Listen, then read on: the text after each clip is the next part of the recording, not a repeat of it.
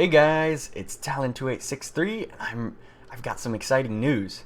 So, you know my command block survival series? It's called Talon's Oasis. If you don't know what it is, there's a link in the description or else at the end of the video. You can go check that out.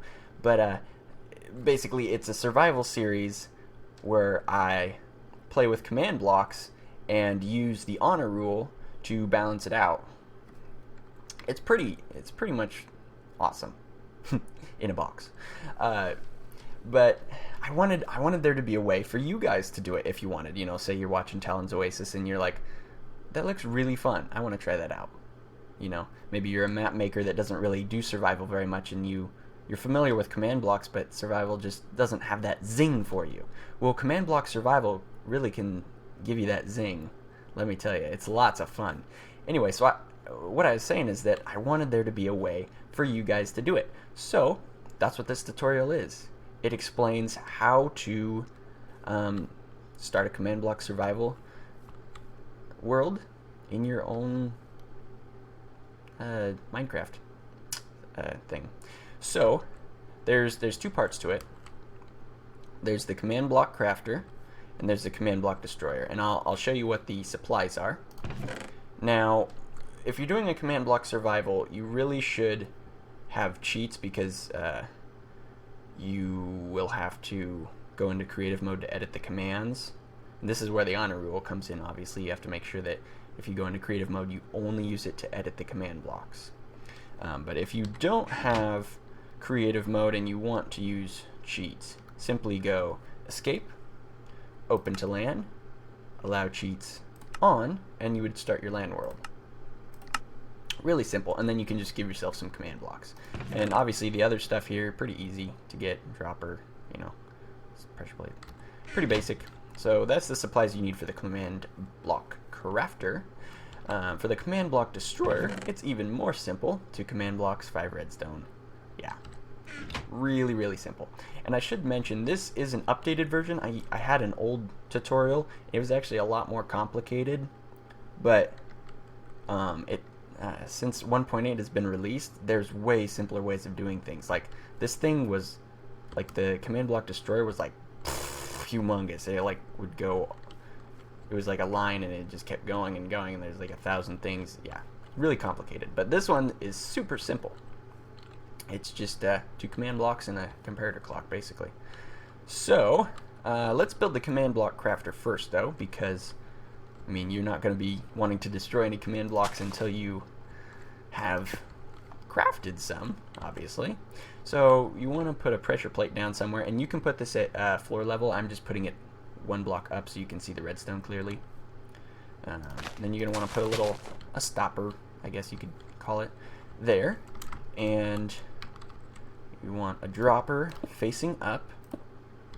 So you have like this staircase thing, like 1, 2, 3. And then you're going to want another dropper 2 blocks back like that. So there's 1 block of space in the middle. Next, you want to put a comparator coming out of this block that the pressure plate's on. Switch it to subtract mode. It's super important because if you don't, it will not work as a clock. Because this is a comparator clock we're making, so you put the 3 redstone around one of the corners. Then you count out 3, so 1, 2, 3. Put a command block, a comparator coming out of the command block, and another command block. So that's basically the setup. Now all we have to do is just put some things in it. So first off, let's start with the commands.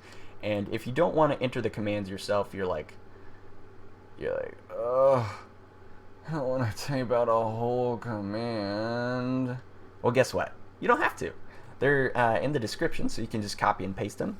All you really have to do is just place the command blocks and the droppers and stuff. So, to start off, we're going to be using a testforblocks command. So you type in testforblocks. I'm going to type it all out for those of you that would like to follow along. Now, to get the coordinates, we want to hit F3, and you see that the thing in the center, how it's like red, green, and blue? Well, that actually represents X, Y, and Z. So each of them point toward the positive coordinate. And it goes in the same order. So red is X, green is Y, blue is Z. So RGB XYZ. See how that works? So we need to first specify the coordinates of this dropper up here. So to do that, we're going to be using relative coordinates. Now, if you don't know what relative coordinates are, it's actually really simple. So if you have a QWERTY keyboard, look at your keyboard, and you see where the 1 is? Look to the left of it. You see, it's like a squiggly key. Well, press Shift, and then press that button. Boom! Relative coordinate. See? Pretty easy. So all this means is that it's a relative x coordinate relative to whatever the command block that it's being entered in, which is this one. Now we actually want to change that a little bit because the dropper is over here, not over here. So if we look at the red, remember, because that's x, and we count the blocks, 1, 2, 3, because it's right above there. So we're going to want to add a 3 to that relative thing. What that means is that it will, relative to this command block, it will count 3 blocks out in the x direction. Next we want to do relative, and then this is the y, so it's 2 blocks above, 1, 2, so we're going to put a 2 there. Now for the z, there's nothing to do, so you just put relative like that. Now you're going to want to enter the exact same thing again, so relative 3, relative 2, and just regular old relative. Excuse me. So we've specified this dropper. Now we need to specify this other one because we're making sure that these are the same, like they have all the same values, and you'll see why in a little bit. But if we look at our XYZ thing, we can see it's this dropper is 1 in the x direction, so we just stick a 1 on there. It's 2 in the y direction, 1, 2, and none in the z direction. That is supposed to be a 2. Why did I put a 1? Okay, so that's the testforblocks command. Super simple. All it's going to do is just compare these two droppers. So next, we want to get a better view of this while we're in the command block. Hold on. Okay, so we can see this dropper. Because what we're going to be doing is putting items in here, and then we'll switch it out for a command block. You see how it's working, kind of? You'll see more clearly in a moment. But to do that, we want to type out block data relative, and if this was relative 3 in that direction, then this is going to be relative 5, because this is further back. See how that works? 1, 2, 3, 4, 5. Ta-da! So it's going to be the same in the y, so relative 2, and nothing in the z, so just relative. Now what we're going to do is open up the curly brackets, and if you, like I said before, if you do not want to type this all out, it's all in the description. Just copy and paste, no worries. Let's see, what do we type first? Items, that's what we type first. Not with a W, but with an N. I mean an M. An N. No, it's an M. So you type out items, spelling it properly, unlike me. And you put a colon after it, and then you're gonna open a square bracket and put a 0 and a colon. Not really sure why that's there, but it doesn't work if you don't put it, so it's really important to put it. Then you put you open curly brackets, and now we're going to change the items that are in that first dropper. So we type slot 4. This makes it edit the middle slot. Well, it will get anything that isn't specified will turn into nothing, but this is the slot that the command block will go in, which you put a comma and then ID, lowercase ID, and make sure you're copying all the lowercases and the uppercases that I'm doing, because if you don't, it won't work. So put the lowercase ID, colon, command underscore block. So this is going to put a command block in the middle. type out count, make sure that's capital, colon 1, because we only want one command block in there, comma, type capital damage, I can spell it, colon, and put 0, because you want the damage value to be 0. Now close the curly brackets, close the square brackets, and close the big curly brackets, or the ones that are containing everything. So just close, close, close. Now we get to decide what the recipe of the command block is going to be. And if you want to do it the same as my Talon's Oasis series, simply put 7 hardened clay like that, a door in the very middle, and a redstone block. I don't know. This is what I came up with, because redstone, it will get pretty expensive, and then if you have iron doors, it'll get pretty expensive, but a single command block project can use like 10 command blocks, so you don't want it to be too expensive. So that's kind of what I was going for here. But you can make whatever recipe you want, and this is where you would put the recipe.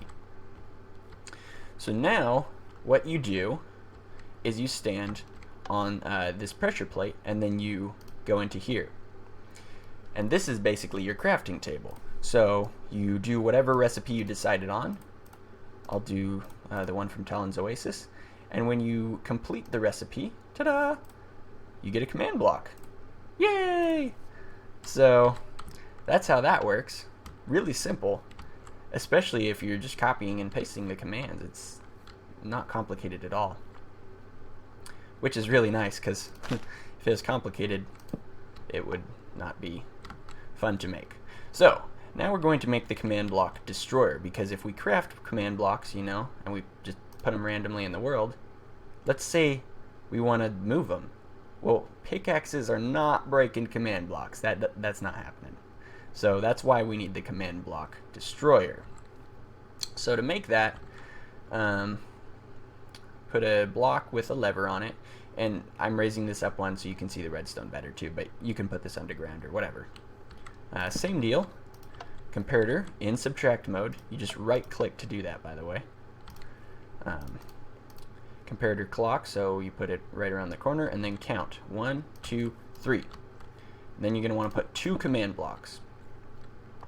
Now this next part is a little bit tricky, but depending on what direction you're facing, that will actually change how this works. Okay, so you see the middle thing? Now, if in this case, the command block that triggers first will be the one that's closest to the center of the thing. So that's not a great explanation, but see which way the blue thing's pointing? That's pointing towards positive. So the way that command blocks get triggered is they get triggered toward the positive. So then this one would get triggered, then this one would get triggered, then this one would get triggered, then this one, this one, this one, this one. And it all happens really, really, really, really fast. But that's the order. And this applies to any other direction too. So if you built it in such a way that it's along the x-axis, it's the same thing. See how the x-axis is pointing that way? The command blocks get triggered going that way. So then this one's first, second, third, fourth. And the same for the y one, but that doesn't really apply in this one. So in whichever one is going to get triggered first, you want to type this command: execute at p relative relative relative. And then we're going to detect if under the dude's feet, our feet, is a command block. Oh, I should mention, excuse me, my throat's a little bit dry.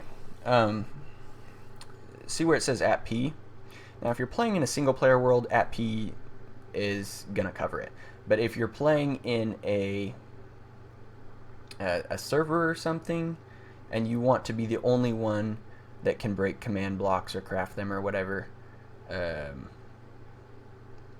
actually just break them in this case because this is the command block destroyer, you're going to want to do a square bracket after it, and then do name equals Talon 2863. or whatever your name is, obviously. My name is Talon2863, so I put Talon2863 there. Your name is Bob, you put Bob there. So, and that's directly connected to the @p. Okay, what next? Execute @p relative. Then you did. Oh, okay. So then we're going to detect a command block under our feet. So just type command underscore block, no capitals, and make sure that this was relative, relative, -1, relative, just like you see it there. And then you're going to want to put a 0 after the command block. Now you're going to want to type give @p. And then if you're on a server again and you want to be the only one that can do this, Talon2863 or whatever your name is. So you're going to give @p command underscore block 0. Now what this will do is whenever it senses that we're standing on a command block, it'll give us one. So, and that obviously can get pretty hacky if you don't have something else going on. So in the second block that's getting triggered, so see how it's the blue one is pointing that way. So this gets triggered first, this gets triggered second. So in the second one, we're going to type a very similar command, execute @p, make sure that's lowercase, name equals Talon2863 or Bob or whatever your name is, relative, relative, relative, detect relative, relative, -1, relative, command underscore block 0. And that's, this part of the command is the same as the first part of the other command, so that's why I didn't really explain it, because it's the exact same deal. So basically, when there's a command block under our feet, it will do whatever command we put next. And that command is going to be fill. So you just type fill, relative, relative -1, relative, relative, relative -1, relative. Very exciting. This is a lot of relatives. Now we're going to make sure that it places an air block with a damage value of 0. Make sure you are putting the damage value in or else it won't work. And we want that air block that we're placing to replace the command block that's under our feet. So now if we turn this on, notice we have 2 command blocks right now. If we step on this, it says 1 block's filled and we don't have a command block that is extra. That's strange. Okay, a bit of a face palm. I should probably listen to myself when I'm explaining things to you guys. So you know how this command block gets triggered first before this one? Well, there's also an order with X, Y, and Z. X gets triggered first, Z or Y gets triggered next, then Z. So this one's actually the first one in the X. So this one gets triggered, and then this one gets triggered, which is kind of confusing. Basically, what you want to do is have your redstone line that's like, this is your comparator. You want the redstone line coming from the comparator in the positive X direction. Whoops, that's too long. So this will just make it not have problems. So forget about this. Make your redstone line going in the positive X direction, and then make sure that these will still be in the proper order, because along the Z-axis that's still the same no matter which way you're looking, you see. But just, you know, 1, 2, 3 with the comparator pointing towards them. Redstone, comparator on subtract mode, and ta-da! Now it will work. So if you have, say, a command block wherever, you step on it, boom, you get it back, boom, get it back. Oh, it didn't count me as being on the command block if you're at the very corner. See, kind of cool. If you have a bunch to get rid of, ta-da! See? So that's really all there is to it. It's a pretty simple thing, and I hope you enjoy this using this tutorial in your own command block survival world. I know I did, and do. In fact, if you want some ideas, go ahead and check out my Talon's Oasis series. There's a lot of fun stuff that I do in there. But that's going to be all for this episode. I truly hope you enjoyed, and I'll see you next time. See you later. Bye.